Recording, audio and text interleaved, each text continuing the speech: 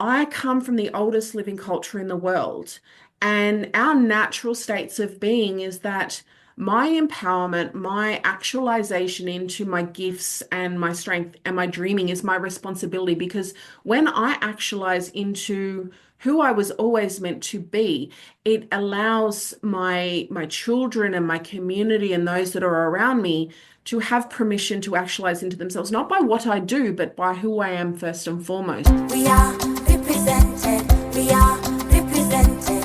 We are represented. Welcome to Represented, the podcast. I'm Aniki Shuru, racial equity coach for online business owners who want to be intentionally inclusive by building a business that is racially equitable. I created this podcast to normalize a conversation around racial inclusion so that fear is no longer the barrier that gets in the way of doing this work.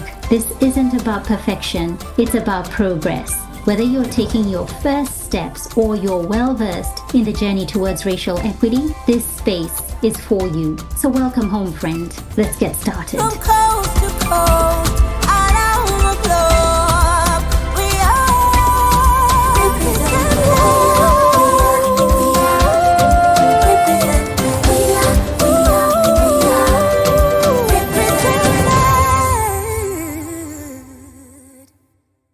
A trigger warning for you, dear listener. In this episode, we are talking about sexual abuse, domestic violence, and suicide. I've just had a 2-hour conversation with Shantelle Thompson. We started talking before I pressed record. We recorded the conversation, this podcast episode, and then after recording, we spent some more time chatting. This is a conversation that could have gone on and on and on, and this is the first time that I'm actually splitting the podcast episode into two. So there will be a part one. This is part one, and then there will be part two next week. And I think it is so fitting, particularly as we head to January 26th. And for those of you who are Australian, you know what that date symbolizes, particularly to our First Nations people. And it is so important for us to be having this conversation, to be amplifying their voices, and to really know how to position ourselves as allies to stand in solidarity with them. But more than anything, it is the hearing of Chantelle's story, the fighter, or should I say the warrior heart that she has and who she is, that comes through so powerfully in our conversation. She is incredibly articulate, so well versed in her area of expertise as a mentor. As somebody who is so connected to country and her bloodlines, this is a conversation that you need to pay attention to, particularly if you're Australian. Just hearing her story and the things that she has had to fight for, and the undoing of the narrative of who she was told or expected to be, and how she has rewritten her story. Now, let me read a little bit of her bio for you, and we can get into the conversation. But I know that this is one of those discussions that will leave you really, really fired up to do something for yourself, your own purpose, to really pursue it. And so, Shantelle Thompson OAM, known as the Barkindji warrior and warrior heart, is a proud Barkindji Ngiyampaa woman, mother of 5 and 3-time Brazilian Jiu-Jitsu World Champion. Culturally grounded, ancestry guided, and dreaming led, Shantelle is on a journey to becoming a black belt world champion while inspiring and empowering others to find their dreaming and purpose. She knows what it means to fight for yourself and your own path, using her story to lead others in reclaiming their identity, culture, and sovereignty. Through her work with the Kilalana Foundation and the Warrior Heart community, Shantelle fights for cultural reclamation, social justice, and equity.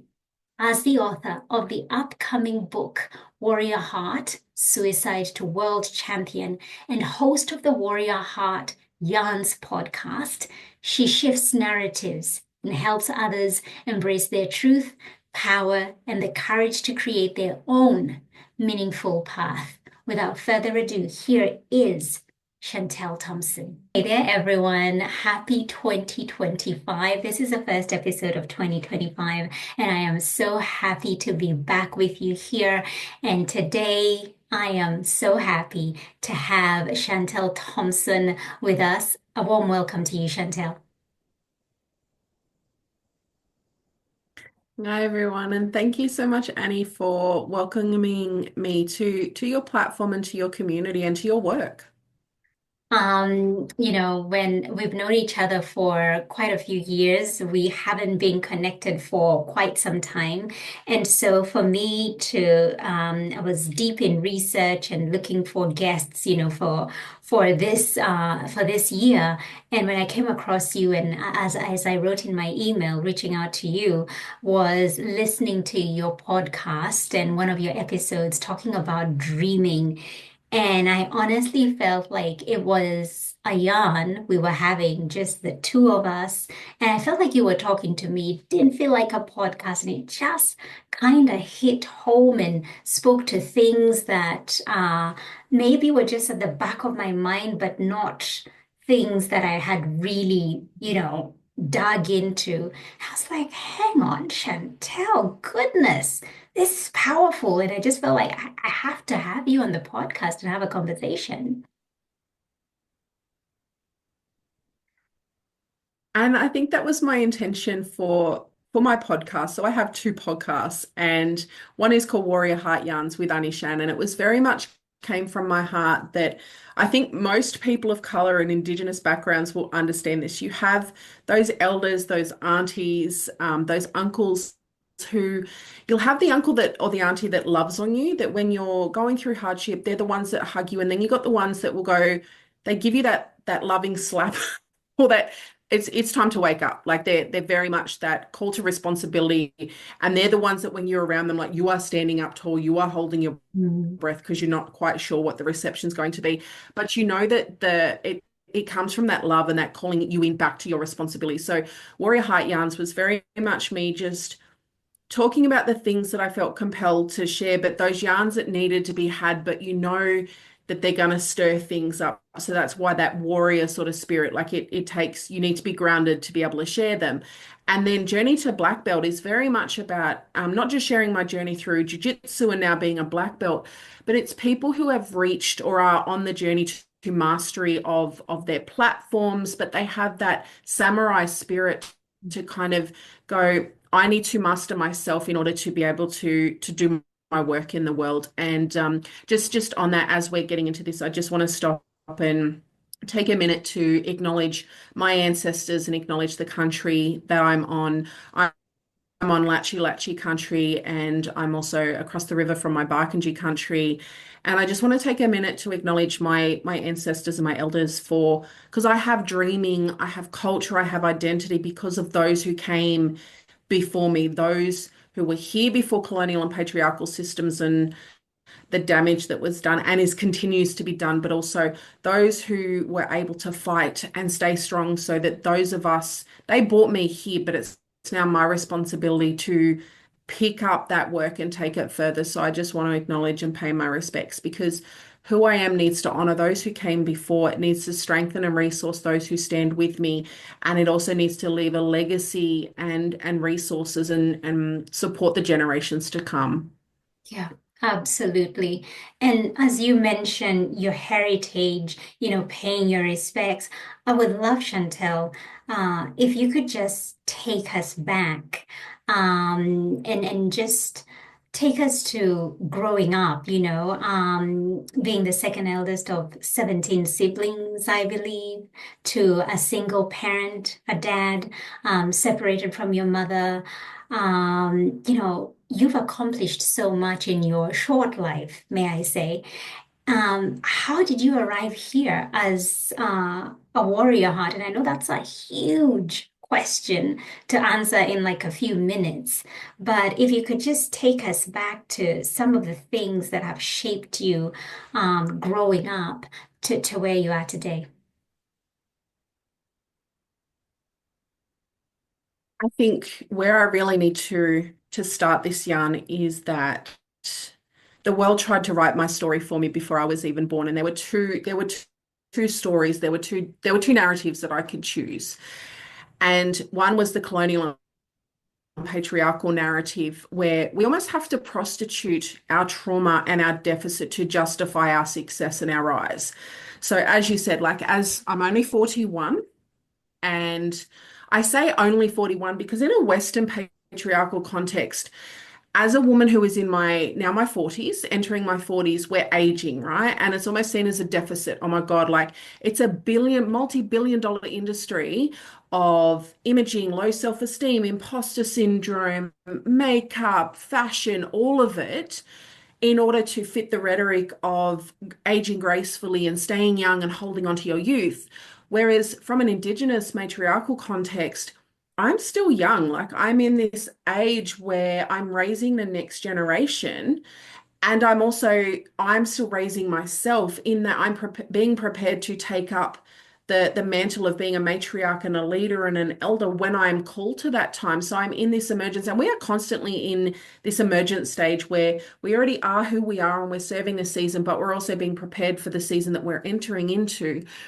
The second narrative was that I come from the oldest living culture in the world, and our natural states of being is that my empowerment, my actualization into my gifts and my strength and my dreaming is my responsibility because when I actualize into who I was always meant to be, it allows my children and my community and those that are around me to have permission to actualize into themselves, not by what I do, but by who I am first and foremost. So I somehow was gifted the courage and the responsibility to be able to hear the ancestral call of my ancestors of power, of purpose. Or in the Maori, I'm learning a lot about Maori connection and culture is the mana wahine, the power of the woman.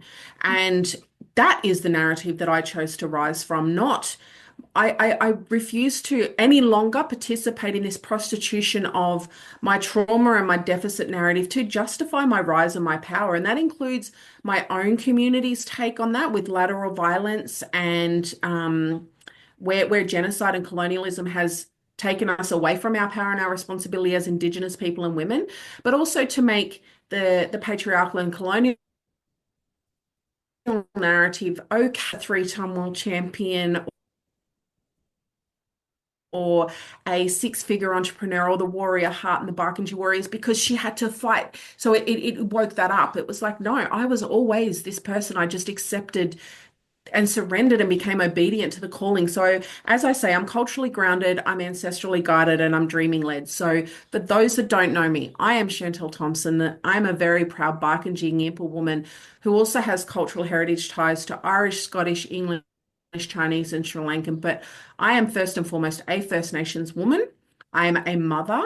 I'm Anishan, and these are the three roles that weave together to ground me in how I show up and who I'm here to serve, and what shapes how I move through the world is my Indigenous culture, is being a woman, is being a mother and an auntie, because that then shows how I show up to serve. And my early beginnings were very complicated in that there was a lot of adverse childhood experiences of sexual abuse, violence, having to be a protector. Like you said, I'm the second oldest of 17 siblings. So I was the oldest at home. I'm the second born to my mum. I'm the first born to my dad.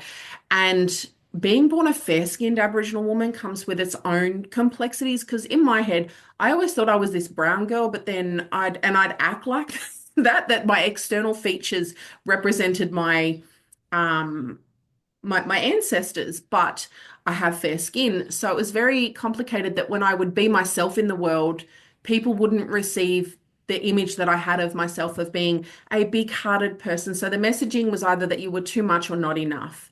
However, through all of the adverse experiences that I had, my parents did the best that they could.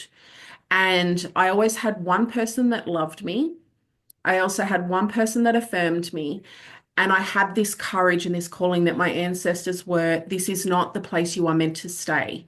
It's the place that will shape you, but where you are called to go is not of this time and place. So I knew I was called to become someone, and I knew I wanted to give my children and those I experienced a different experience to what I'd had growing up. So what that led was to all these different iterations and chapters of me trying to find my voice in the world, telling me that it wasn't safe to be myself in the world. So this is where that warrior heart stuff comes in, is that I've always been heart led. And I had to fight to be myself in the world. Like literally, I had to fight my own inner narrative, my trauma, my conditioning, and I had to fight the external world that said, you're not allowed to be that person.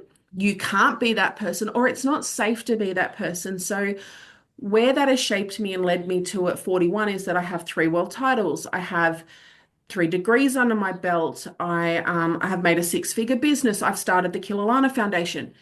And yet what it has cost me is that I'm a high functioning achiever. So a lot of my achievements were my trauma manifesting in me proving myself good enough. And look, winning world titles is easy for me. It's my playtime. Jiu-jitsu is my playtime. And I don't say that to take anything away from people who it's their life work to win world titles. But when you look at the work that I'm here to do to heal my own trauma so my children don't become victims of my dysfunction, they become beneficiaries of my strength and my cultural reclamation. I've had to fight to reclaim my culture.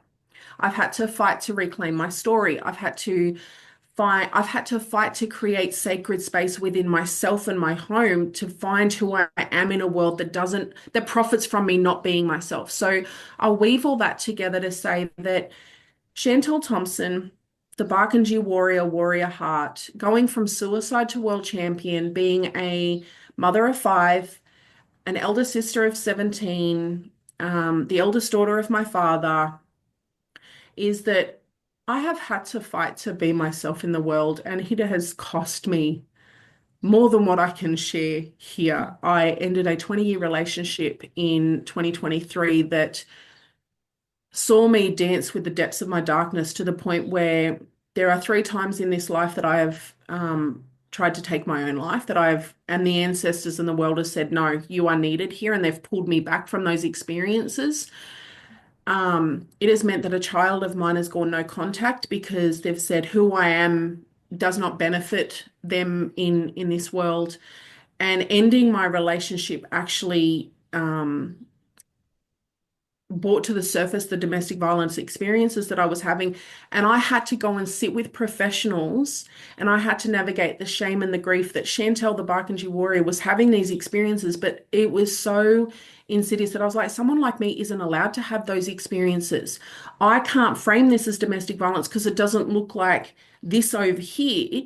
I had to go and seek professional help and sit with people who love me and see me. And I'm like, is this really that experience? Like I was gaslighting myself. So where I sit today, the fact that I am still here to even have this conversation is because my ancestors have a purpose and a meaning bigger than myself. I pulled myself from the depths of my darkness, surrounded by those that love me for who I am, because my children deserve better than the legacy of mum killed herself because we weren't enough for her to live for. Like, and I know that that oversimplifies it, but that's my truth. Mm. And everything that I have done prior to this season of being the Barkindji warrior was led by this calling that I wanted to do more than survive. And I wanted my children to be, and those that I serve, to be beneficiaries of who I am, not collateral damage. And I wanted to call people back to their responsibility to be a part of their own self-determination and sovereignty.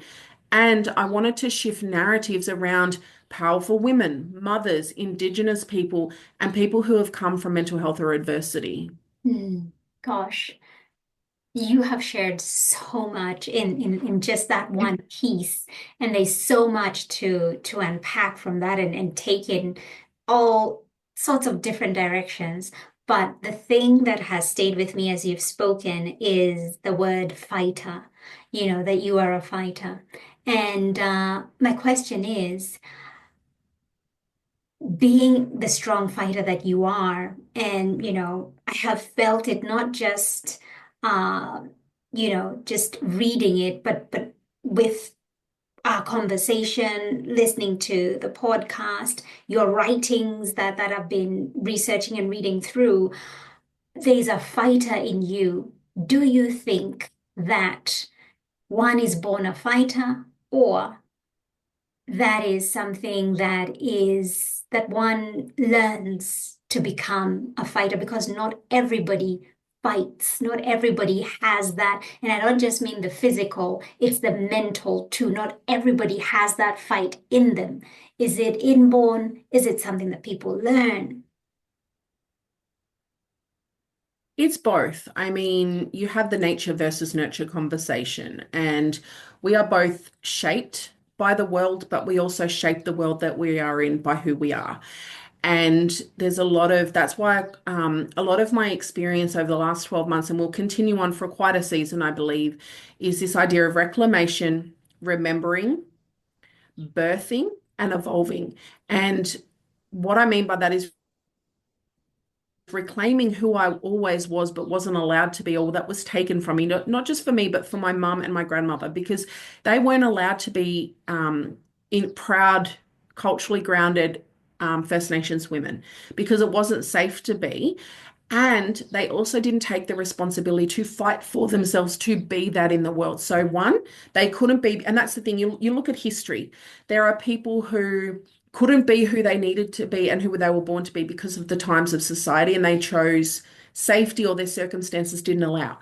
And then there were others who stood up and said, no, I'm going to be myself at all costs. And I mean, we only have to look to history: Nelson Mandela, Harriet Tubman, um, uh, um, Kathy Freeman, and other Oprah Winfrey, like all these people who have gone on to change the world. They had to be themselves in their own world first before they became people who changed the world because they chose to stand up and fight for themselves by being themselves first and reclaiming what was lost, remembering what was, but also being courageous enough to birth what needed to be birthed into the world, but also evolving what already was there. So, yes, our circumstances do shape us and condition us. And I think for me, it's fighting from the heart is I don't know where the saying comes from, but I would think the saying goes, I would prefer to be a warrior in a garden than a gardener in a war. And regardless of what people want to say, we are in a war right now. And I think there are times coming, we are at war. We are at war. And you only have to look at the attack on Indigenous rights and women's rights right now across what's happening in New Zealand with Te Reo Māori.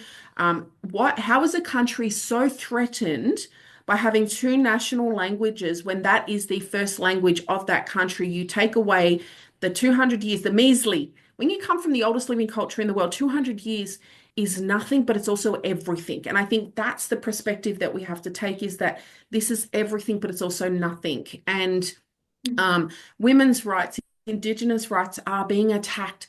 What is it about us being in our power that is so threatening to the current status quo that and all the problems that we face as individuals that we have to live with, that we have to fight through, are not of our own making. Like, imposter syndrome is the greatest form of gaslighting that I have ever heard. And that's a whole podcast in and of Yes. itself. I do not, it is a tool of colonial and patriarchal systems to keep me in chains. Now, it is not my fault what happened to me, but it is my responsibility to break the chain. So I was born a warrior, and I want to replace the word fighter with warrior because I think it's different. I now know that I grew up fighting because I had no other choice, but I now don't need to fight because I know how to fight. And what I mean by that is when you have to fight and you're fighting for survival, it can be very dangerous. But when you get to safety, sometimes we don't recognize that we're in safety, and what we use, the tools we use to fight to get us to where we were, can sometimes then become the things that we harm ourselves, that we weaponize against ourselves because we no longer recognize the need for evolution. So the Barkindji warrior that got me to 3 world titles, that got me to where I was at 39 and 40, is not going to serve who I'm called to be next as a global leader and a story maker and an elder in the work that I'm here to do to guide the next generation. So we are shaped by our circumstances, but some of us are born this way because we are called to lead and evolve in a different way. And for me to even be saying that and not have my voice shake shows me how far I've come in my own fight. So there's a book called The Warrior of Light by I always muck up his name, Paulo Coelho, the writer of The Alchemist. Yes. And it's in one of the poems, it says, I'm not a warrior of light because I didn't fail. I'm a warrior of light because I never lost hope of being able to do better. It's not that I haven't hurt people that I've loved. It's not that I haven't made mistakes. It's not that I haven't lost integrity. It's not that I haven't done harm. But I'm not going to weaponize my mistakes that stop me from my responsibility to show up. And I've never lost hope of being able to do better. And I'm calling this the dreaming, but also the responsibility, because we have a responsibility to be a part of our own self-determination and sovereignty. And some of us can do better and more than others because of who we are. So I have a Kenyan titta, and for those that don't understand, titta means sister. And Lillian Kakuvi is from Kenya, and my other titta, Gemma Saunders, is a white queer woman. And the three of us wove our callings, our gifts, and our strength together to create a movement called Becoming Better Together, creating cultures of belonging and respect through ancient principles and practices of Kenyan, queer, and First Nations culture. And Gemma introduced me to Kiki. So Kiki is truth telling and yarning. But Harambe is a Kenyan concept of individual contribution to collective purpose. And Lil, if I've gotten that wrong, or anyone from Kenya, and I need to expand that, please reach out to me and let I'm Kenyan, me so know. But what if I have marked that up? But what I took from that is that who I am as an individual, I need to ensure that my individual contribution is is that the collective purpose is a beneficiary of my individual contribution. But my contribution only needs to be what I have to bring to the table. And it's not in comparison to the person who has less than me, and it's also not in comparison to the person who has more than me. If I'm showing up and I'm giving what I have to give and I'm bringing my best, I'm playing my part to weave into the collective purpose. Is that what Harambe is in your, am yes. I am I even close to that? Because You that's are what I took it as, and that's what's moving me forward, and that's what I see being a warrior as. Yes, you are very, very true definition. Harambe is coming together, it's all about unity. It's all about how can we do this Mm, collectively together. It's not about being individual. It's kukuja pamoja, tuungane pamoja. It's coming together. We do it together. It's a collective, and we form a movement in that way. And our second president, Daniel Arap Moi, the late, that was his thing. He used to go and give speeches, and he'd say Harambe, and everybody would echo back Nyayo, like in his footsteps. And that was his nickname, like Nyayo. And so grew up very much in a Harambe kind of motto. And then so with Lillian bringing that through, I think that that's really beautiful, and how you've just described it, and how your work, your calling, your purpose, and what the three of you have put together just sounds incredible, and what is so much needed. Chantelle, as I was reading through your work, and I came across a title that said, I fight to break the cycle of Indigenous despair. I was wondering, is that what drew you to martial arts? And if so, is what have the lessons been from jiu-jitsu? It's something that not many people venture into, or even women for that matter, to get into wrestling or fighting or, martial arts. It's something that we look at and we admire, like, oh, that's a strong person. But it's not something that even we as women are encouraged to get in. So, was it that fight to break the cycle of despair in your community that led you there, or was it something else?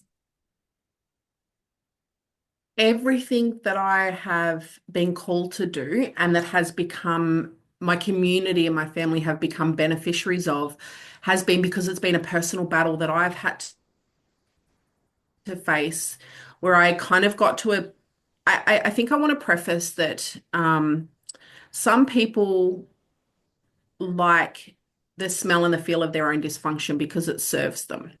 So a lot of my work is that you have people who are stuck in despair, dysfunction, and trauma because that's what they have grown up with. That's all they know. And they don't have the skills or the tool or the sense that they can get out. Then you have the middle group of people who do have the capacity and they do have the sense that they can get out, but they choose not to, whether it's conscious or unconscious, they choose to stay there. And then you've got those of us that kind of weave in, balance in between back and forwards where it's like, oh no, I know I need to get out and there's no one coming to rescue me. It's on me. So anything that I have done and anything that I have become is because I got to that crossroads of going, oh, this isn't how things are meant to be, but also I don't want to stay here.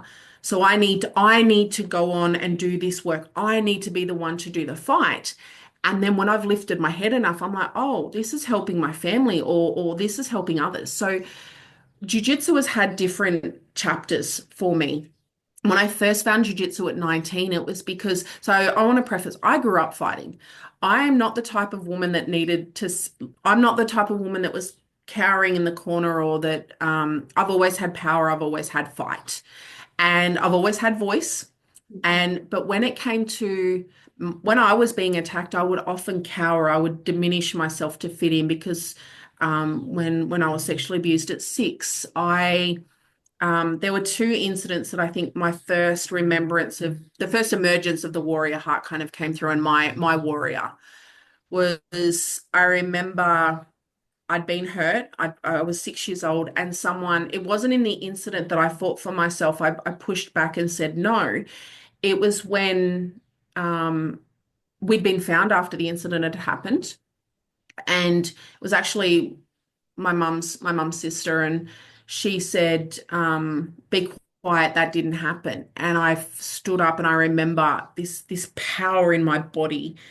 And we often say like little people, big emotions to justify young, like 3-year-old tantrums and things like that, but it's not. That's their world. It's not little people, big emotions. That is real for them.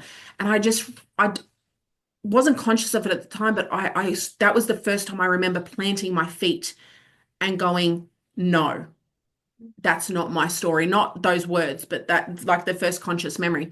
And I called my dad and I told my dad at 6 years old, I spoke my truth to my dad and my dad believed me and my dad came and got me. And but I had to believe myself first. Like my ancestors gave me that strength, but I've had to fight to be myself in the world. I've had to, like I said, I had to fight myself, my trauma, my ego, and I had to fight the world. And the only way I've been able to survive is by being myself and going, I don't know how to be anything other than what I am because I don't have the bandwidth for it. So when it came to jiu-jitsu, I was 19. I just finished school. My final 2 or 3 years of schooling, when I was 15, I had a teacher. I had two teachers. One said to me I was more likely to end up dead or pregnant than I was to finish school because statistics were against me, because I triggered her so much because I wanted more than what my station was allowing for me. It was like, hold on, this is what you're allowed to have. But because I wanted more, Yeah. she tried to pull me back down. Then I had another teacher and I pushed back against her and I said, I very colorfully as a 15-year-old. And I said, that's not my story. But then I was still so stuck in my own deficit trauma, my own, I was trying to fight to get out. I didn't know how. I had another teacher who saw my potential, but she couldn't get through to me. And she said to me one day, and I remember the tears in her eyes, and she said, Chantelle, you have your head stuck so far up your own behind that you are a part of your own problem. You have all of this potential, but you are getting in your own way. So at 19, I was in nightclubs fighting men. I was getting into trouble, but it wasn't that I was fighting to protect others. I was fighting because I began to enjoy the violence and it began to become destructive rather than a protective factor. And that's when someone said to me, hey, you should go and try this jiu-jitsu thing. And I was like, when I went and saw jiu-jitsu, so for those that don't understand or don't know, jiu-jitsu is a non-striking martial arts. It's a ground-based martial arts. And I want to preface that if you have for people that frame martial arts and competing and stuff as violence, people are safer because of what I've done. I am still alive because of the martial arts, because I channeled my power and my aggression and my trauma into something that could help shape me and could help me take responsibility and own that power and those strength and those experiences. So at 19, jiu-jitsu found me. My ancestors guided me to it. And I was like, what is this? This is rolling around on the ground in your pajamas. Like, this is what I do for fun with my brothers or my siblings. But then something woke up in me. At 19, I was like, this is an arena where I can be shaped. The idea of the samurai, of the self-mastery, of the power. And I learned within my first few lessons that being angry didn't serve me. It was how I focused and the intention. And it was also the calling back to my culture as well, because it was like, hold on, my culture and grounding on country, my dreaming and what does being a warrior and mean for my people, but also as a martial artist. So it was two in the same. It was who did I need to be able to be of service to my community so that my work wasn't tainted by my trauma and everything. And then, so that's how I started jiu-jitsu. I was starting off because I wanted to be an MMA fighter. So I haven't shared this story publicly, actually, because most of people know my story with jiu-jitsu as the starting point when I got postnatal depression in 2010 with my twins. And then that started my competing thing. But there's a history before that. At 19, I wanted to be an MMA fighter. I enjoyed fighting. That's the other thing. Most people aren't comfortable with this, is that I enjoyed my power, I enjoyed my fighting, and I found an arena where that was permissible. But then when I took that fight out into the world, it had been honed and shaped in a way that others would be beneficiaries of that. So when I was 19 or 20, I had finished school, I was studying to be a teacher. I knew I wanted to work with young people and I knew I wanted to shift the narratives around being a woman and being an Aboriginal woman. So I set out on this idea. The UFC Ultimate Fighting Championships was new to Australia, was new to the world. I was like, I could be an MMA fighter, I could be a cage fighter. So I was going to move, my plan was at 21, I was going to move from Mildura, where I live, to Melbourne. I was going to finish my teaching degree. I was going to train to be an MMA fighter. And I was going to be a stripper to fund both of those because I already had that entrepreneurial spirit that I was like, I don't want to be in debt. No one's going to pay for this for me. I need to support myself. So I'm going to be an exotic dancer. I'm going to be a stripper because I wasn't scared that anyone was going to touch me because I knew I could handle myself. But also I was grounded in my sexuality. I knew I was beautiful. I enjoyed my body and I knew that. So it's quite funny that was my first starting point of entrepreneurship, being a fighter, wanting to shift narratives, but understanding in order to shift narratives out there, I needed to be that within myself. And so from there, jiu-jitsu took on. And then in 2019, I had my first daughter in 2022. So I put that dream aside. But in 2009, I gave birth to my twins and I ended up with severe postnatal depression that developed into postpartum psychosis. And I had an incident where I hurt my daughter. And people, if they want to know that part of my story, they can, that's out there on the internet. I share that story. That story was the seed planting for who I was to become next, because I recognized in that moment, I hurt my daughter because I wasn't addressing my trauma. So I had to take responsibility. And there were many different pathways, but that was my calling back to jiu-jitsu, and competing became a pathway for my healing, for my actualization. But in the competing, I then became aware of how I was shifting narratives for other people. I was giving other people permission. For context, I started off on the journey to become a world champion, an elite athlete at the age of 27 with three children, coming from a regional community, no sporting background, no sponsors, and never having traveled overseas. So that became my journey to becoming a world champion and the Barkindji warrior because I was suicidal. I had hurt my daughter. I was deeply sick with postpartum depression. And I also recognized my responsibility to do something to help myself. Then all the other sort of stuff kind of was a ripple effect or a flow-on effect from me doing the work to heal myself, to show up for myself first so that I could then show up for my children. Oh, Shantelle, this sounds like Jiu-Jitsu saved you. It sounds like it was that avenue that took you in the direction that has now really birthed the human, the warrior that you have become.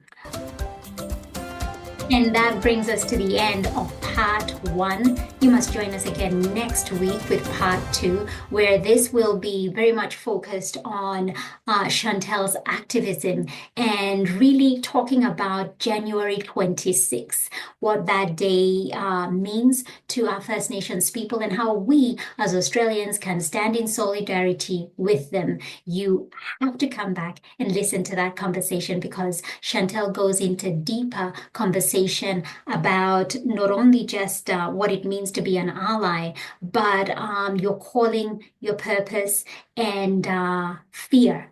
How you can use fear to get to the other side of what you have been assigned, called to do. Until next week, take care.